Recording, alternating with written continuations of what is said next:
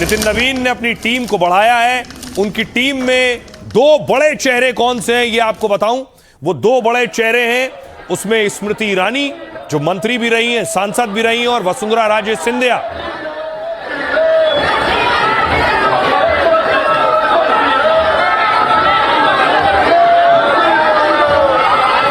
क्या हार में क्या जीत में किंचित नहीं भयभीत में, संघर्ष पथ पर जो मिले ये भी सही वो भी सही। चाहत बेशक आसमान छूने की रखो, लेकिन पाँव हमेशा धरती पर हो। हम जिएंगे तो इस भारत के लिए और मरेंगे तो इस भारत के लिए, और मरने के बाद भी गंगा जल में बहती हुई हमारी अस्थियों को कोई कान लगाकर सुनेगा तो एक ही आवाज आएगी, भारत माता की जय। दुश्मनी तो जम के करो भाई, परंतु थोड़ी सी खिड़की छोड़ दो, थोड़ी सी गुंजाइश छोड़ दो, ताकि जब कभी हम लोग एक दूसरे के सामने आ जाते हैं तो हमको शर्मिंदा ना होना। मोदी की नवीन टीम में दो चेहरों की सबसे ज्यादा चर्चा है। वसुंधरा राजे और स्मृति ईरानी को बड़ी जिम्मेदारी मिली है। मतलब बीजेपी की बड़ी महिला शक्ति फिर तेवर और ताकत दिखाएंगी और बीजेपी का नया विजय प्लान बनाएंगी। जो भारत की हत्या की बात पर कांग्रेस पार्टी ने ताली पीटी आज इस सदन में, इस बात का संकेत पूरे देश को दिया कि मन में गद्दारी किसकी है। मोदी जी की करिश्माई नेतृत्व के अंदर हम लोगों ने पहली बार, इस पार्टी ने अकेले 282 सीट्स जीतने का काम किया। 282 सीट्स। जिन नेताओं को लोग हाशिए पर मानने लगे थे और उनके सियासी भविष्य पर फुल स्टॉप का दावा करने लगे थे, उन्हें बीजेपी ने बड़ी जिम्मेदारी देकर साबित कर दिया कि तेवर और तजुर्बे का कोई तोड़ नहीं होता।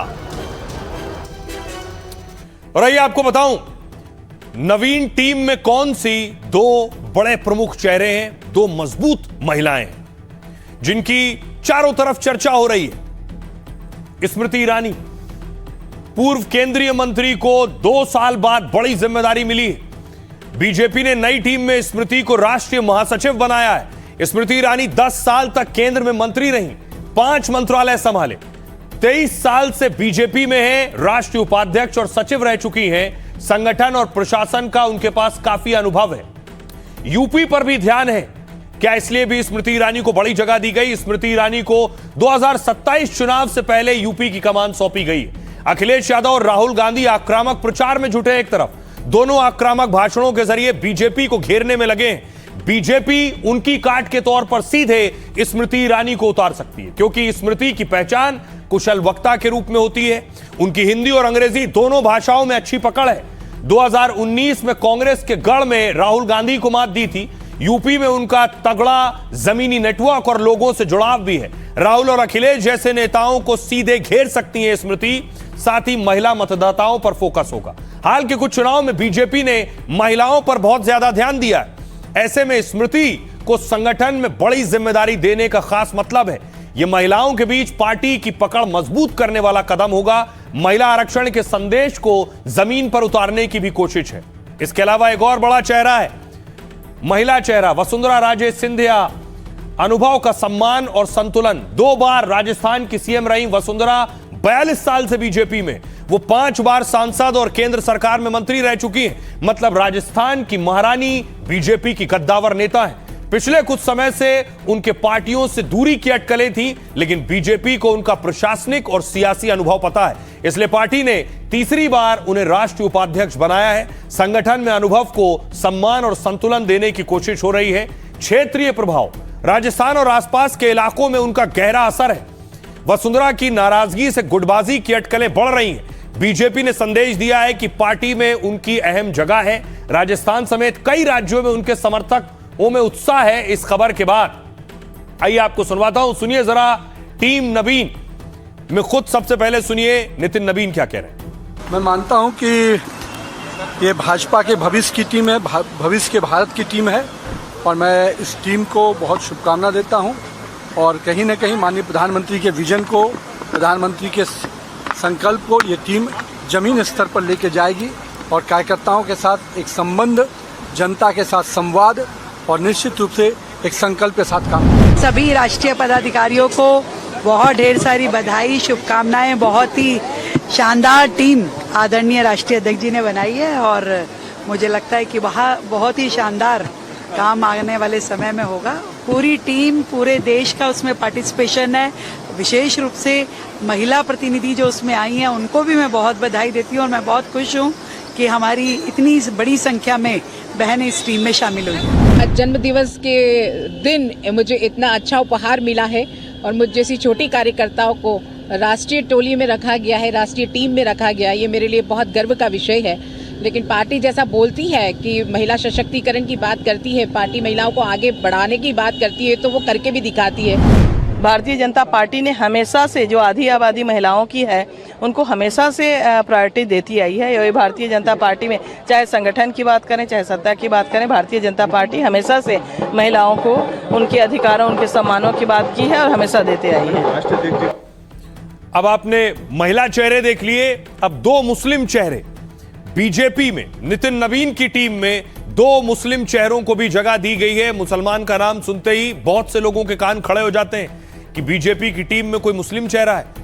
डॉक्टर तारिक मंसूर को दूसरी बार राष्ट्रीय उपाध्यक्ष बनाया गया। 2023 में जेपी नड्डा की टीम में राष्ट्रीय उपाध्यक्ष थे। डॉक्टर तारिक मंसूर एएमयू अलीगढ़ मुस्लिम यूनिवर्सिटी के पूर्व कुलपति रह चुके हैं। बीजेपी ने यूपी में विधान परिषद का सदस्य भी मनोनीत किया था। इन्हें पार्टी के भीतर प्रबुद्ध मुस्लिम चेहरे के रूप में देखा जाता है। पसमानदा मुसलमानों के बीच बीजेपी की नीतियों का प्रचार कर रहे हैं। अगला नाम देखिए है कुंवर बासित अली का। यूपी बीजेपी अल्पसंख्यक मोर्चा के प्रदेश अध्यक्ष थे, अब बीजेपी ने राष्ट्रीय अल्पसंख्यक मोर्चा का अध्यक्ष बनाया। कुंवर बासित अली लंबे समय से जमीन पर सक्रिय रहे हैं। मदरसों और दरगाहों में योग सत्र से जमीनी जुड़ाव की कोशिश की है। कौमी चौपाल और मोदी मित्र जैसे कार्यक्रमों का नेतृत्व भी किया है। नितिन नवीन के यूपी दौरे में मुस्लिम समाज को जोड़ने में भूमिका निभाई है कुंवर बासित अली ने। सुनिए जरा, उसी में से एक चेहरा है तारिक मंसूर, क्या कह रहे हैं। हमारे ऊपर भरोसा किया है और दोबारा से हमारी नियुक्ति की है। जो भी पार्टी का आदेश होगा उसके हिसाब से काम किया जाएगा। पूरी पार्टी चाहती है, सरकार चाहती है, प्रधानमंत्री चाहते हैं कि एक विकसित भारत बने 2047। इसके लिए हम सबको मिलकर काम करना हो। केंद्र सरकार को भी करना, साथ लेके चलना पड़ेगा। राज्य की सरकारें उन्हें भी काम करना पड़ेगा। सोसाइटी एट लार्ज को भी करना पड़ेगा। सबको हम मिलकर काम करेंगे तो हम लोग जरूर विकसित भारत 2047 का लक्ष्य पूरा कर पाएंगे। ये तो कुछ प्रमुख चेहरे हो गए, कुछ और बड़े चेहरे जिन्हें बड़ी जिम्मेदारियां दी गई हैं। वहां जश्न का माहौल है। ये तस्वीर देख रहे हैं अमृतसर की। तरुण चुग साहब को बड़ी जिम्मेदारी दी गई है अमृतसर में, वहां जश्न मनाया जाए।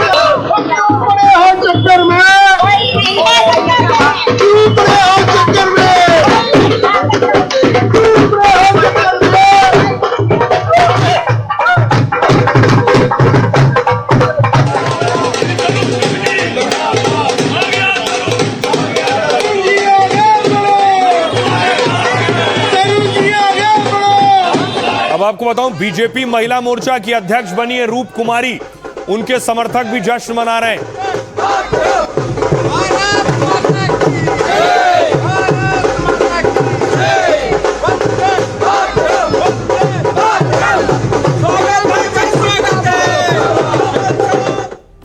अब मोदी की नवीन टीम में हर राज्य पर ध्यान दिया गया है।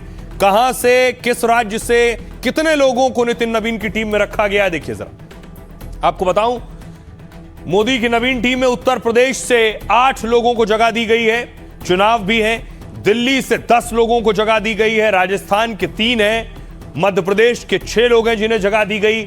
महाराष्ट्र के 5 ऐसे चेहरे हैं जिन्हें नितिन नवीन की टीम में रखा गया। गुजरात से 4 चेहरे हैं। उत्तराखंड से भी 4 चेहरे हैं और बिहार के 3 लोगों को जगह दी गई है। छत्तीसगढ़ से 2 चेहरे जिन्हें नितिन नवीन की टीम में जगह दी गई। उड़ीसा से भी 2 चेहरे आते हैं। आंध्र प्रदेश से 2 और पंजाब से 2।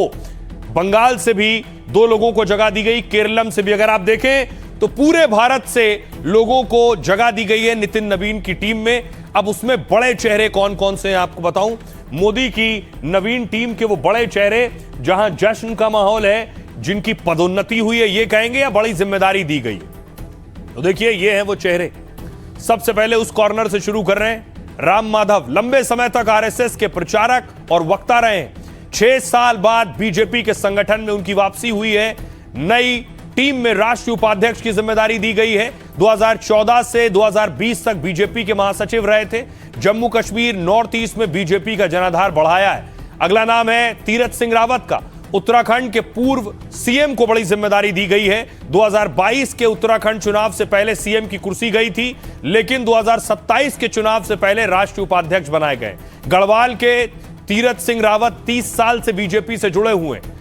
एक और नाम सुनील बंसल का है। इन्हें बीजेपी का इलेक्शन इंजीनियर कहा जाता है। लगातार 8 सालों तक यूपी में संगठन मंत्री रहे। उड़ीसा, तेलंगाना और पश्चिम बंगाल के प्रभारी रहे। पश्चिम बंगाल में बीजेपी की जीत में अहम भूमिका निभाई। पार्टी ने फिर महासचिव बनाकर इनाम दिया है। एक और नाम बिप्लब कुमार देब, इनका नाम आपने सुना होगा। पहली बार राष्ट्रीय महासचिव बने।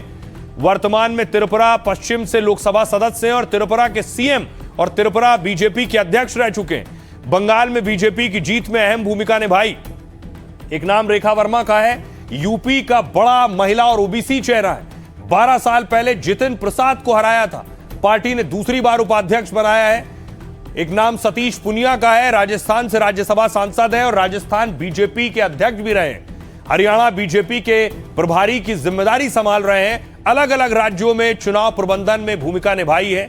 विनोद तावड़े वर्तमान में महाराष्ट्र से राज्यसभा के सांसद हैं। जेपी नड्डा की टीम में भी महासचिव थे। हरियाणा और बिहार बीजेपी के प्रभारी भी रहे हैं। महाराष्ट्र में उच्च एवं तकनीकी शिक्षा मंत्री रहे हैं। तो ये नितिन नवीन की टीम। सुनिए सियासतदानों को। मैं तो बहुत एक्साइटेड हूँ। बीजेपी का नेशनल टीम का सूची जब पब्लिश हुआ तो बहुत अच्छा लगा, क्योंकि प्राइम मिनिस्टर नरेंद्र मोदी जी का अब सोच देखिए किस तरीके से अपना टीम बनाते हैं। और हर स्टेट, हर रीजन, समाज के अलग अलग वर्ग और तजुर्बे वाले, एक्सपीरियंस और ऊर्जावान नए चेहरा किस तरीके से मिश्रण करके टीम बनाते हैं। तो हम तो हमेशा अपने आप को हम किस्मत वाला इंसान मानते हैं कि मोदी जी के साथ में काम करने का मौका मिला। बहुत खुशी की बात है कि हमारे राष्ट्रीय अध्यक्ष जी श्री नितिन नवीन जी ने अपनी टीम का ऐलान किया है। एक बहुत ही अच्छी टीम तैयार हुई है। इसमें अनुभवी लोग भी हैं, युवा रक्त भी हमको इसमें दिखाई पड़ता है। जो हमारी टीम है ये पूरे देश में भारतीय जनता पार्टी को बढ़ाने के लिए, जन जन तक पहुंचाने का कार्य करेगी। एक सिपाही हैं, कार्यकर्ता हैं, पद तो आते हैं जाते हैं, लेकिन कार्यकर्ता के नाते